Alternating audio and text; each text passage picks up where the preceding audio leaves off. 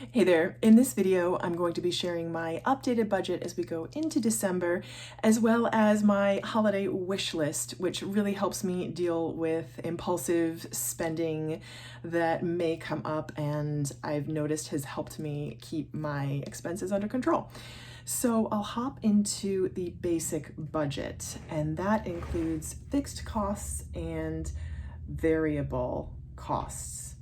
So here is the budget if you want to screenshot that. I mean, this is super low production value, pencil on paper, because I just feel a sense of control there, as well as it's just easier for me to share it with you when I have limited time. Okay, so for the basic budget, I have 10 categories, and that is a good and manageable amount for me. So I'll just run down them all. I have utilities at $306, phone for $182, and that includes my personal cell phone, and I pay my mom's phone bill. Subscriptions for $82, that includes Amazon, Netflix, and AMC. Health, which is my gym and an online streaming membership. Business costs, which are Adobe and Apple storage, and that just, the reason I have that on my personal bank account, not my business bank account, is because it's taken forever to transfer the card. So as soon as I can, I will transfer those to my business bank account because I don't want those charges hitting my personal bank account. My IRA that I am contributing to monthly, and my life insurance payment that I have, a policy that I have on my husband that we together have set up.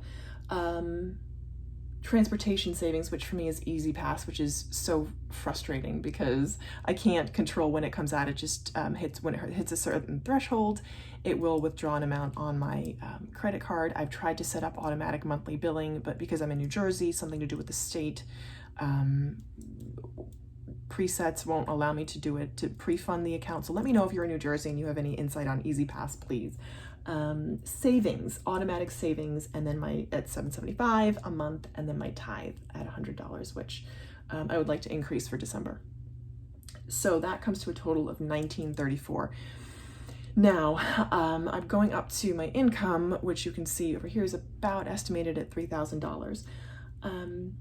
And where I have run into issues is with my savings, which I don't call sinking funds because I have a love-hate relationship with sinking funds. Sure, they're great to have for expenses that you can anticipate, such as car insurance, car maintenance, house maintenance. I found that I went a little bit crazy with the sinking funds, and I forgot about certain funds that I'd set up and automatic withdrawals, and those withdrawals coming from my checking account caused me to overdraft. So that is why I don't, and again, that was on me, but that's why I have a love-hate relationship with them. So I really need to update those as I increase my savings. So that's where we are as far as the updated costs. I really have to stay on top of that. So as far as variables go, as we go into December, a holiday month, I really just have 3 categories, and everything else goes into the above mentioned basic budget categories. So those 3 categories are food, gifts, and personal. So food would include anything from groceries, which would include if we need paper towels, if we need like this lovely plant I bought from a grocery store, decorations, things like that. A tree would fall under grocery spending. So that I have set at $1,200, which is pretty much where I'm aiming to stay. Gifts I am setting at $300, and personal I am setting at $100. For a total of $1,600. Now let me show you when I add those two together. So for my fixed costs and my variable costs, I get $3,534. So that means I have a need, I want to call it a shortfall, but a need of $534. And the way I'm going to deal with that is to take from I'm going to stop any automatic savings.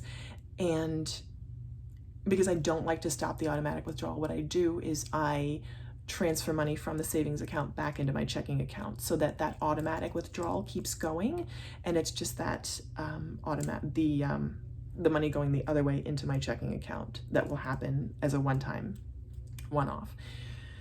So that's how I've dealt with that issue, and that's how I'm budgeting for the month of December. I've had kind of a tough time budgeting recently because of the loss of income. And as a commenter and friend of the channel, Daryl Bratton, suggested, is just to watch what comes into my account and what goes out of my account, and that's it. And I think that's just genius. It's so simple, but such a great reminder, because that's how the IRS does it. So that is what I am aiming to do kind of in the day-to-day. But this is my sort of 50,000 foot basic, 10,000 foot basic budget, and how I'm planning to run that for December. So that's the setup that we have as of the 25th of November. So the next thing I'm going to talk about is the wish list. Now that is something that I've talked about in the past, and I found so helpful to dealing with those impulse buys, or just wish, like things that I want but aren't necessities. So necessities, again, are what I consider like food and shelter, right? Clothing to a certain extent, but a lot of the clothing falls under the wish list items. So for me, I have 6 items that I am looking at. I had 7, but I actually bought one on Tuesday, took care of one of those, and I used a gift card. So that one that I bought, that I took care of already, was new clothes for the babe, because the baby's growing so fast, really, and just went through a recent growth spurt. So I went to TJ Maxx. I had a credit, like a store credit, and I used that, and I spent, I think, total $30, and the credit was for $22, so it's a net of $8. And I was able to get items at less than what I would have paid at a thrift or consignment store. So that was a win for sure, and they're new, so that was a win, huge win. So I'll tell you the other 6 items, and I'll also leave a link to my Amazon wish list down below, just so you can see how I set it up. And really, I recommend this to anyone, because it really helps me keep a handle, again, on my impulse buys, helps reduce the amount that I spend on Amazon unplanned, and helps me keep a handle on my expenses, especially in this month as we go into the holidays. So my items are new bathroom rugs, because the rugs, I purchased them, and I'm so bummed because I purchased them in, I want to say June, ahead of the baby coming, because I'm in the bathroom multiple times a day, and I got these new rugs. I tried to go cheap from TJ Maxx or Marshall's, and we put the rugs in the wash once, and they completely fell apart. I'm like, forget going cheap. I want to go big on this. So I want to get them from either LL Bean or a store called Frontgate, and they'd be about $100. And it's a wish list. It's not a want. It's not a need, it's a want. So that's number 1 item. Again, I see them every day, and I think it's worth it to have rugs that you like to see. The second item is a pair of full-length black leggings with pockets.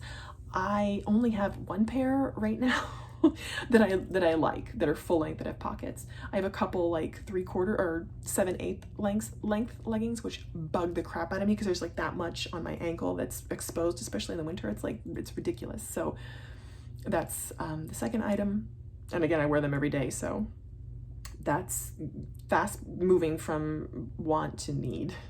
The third item is new underwear, because I haven't bought new underwear in like 3-4 years. And again, it's something I wear every day, and they're starting to stretch and be uncomfortable, and I'm like, forget that. I managed to get through pregnancy and postpartum without buying any new underwear. I lie. I bought new bras, TMI. But I feel like that's something that I am now justified into wanting. So new underwear. The fourth item is a button front pajama set, because again, as a new mother who's nursing, I just think that would be nice to have, to feel a little bit cleaner and more put together for myself in bed.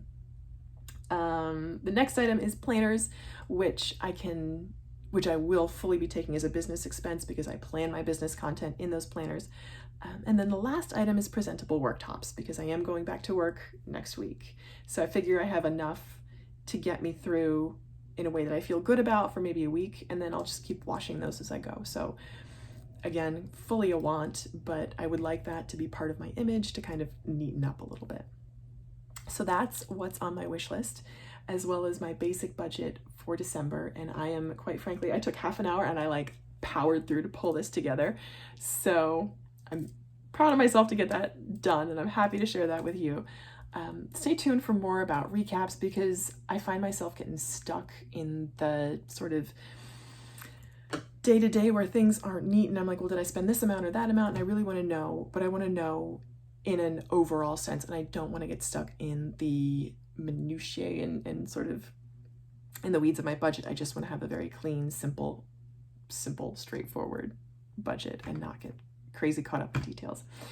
So that's what I got for you in this video. Let me know if you have any questions. Let me know how you're planning on setting up your holiday budget for December. If you want more details about how I plan to sort of distribute this, the food, gifts, and personal, I'd love to share that, so let me know. But that's what we got for you. That's what I have for you today. Thank you so much for watching, and as always, I hope you keep watching. Bye.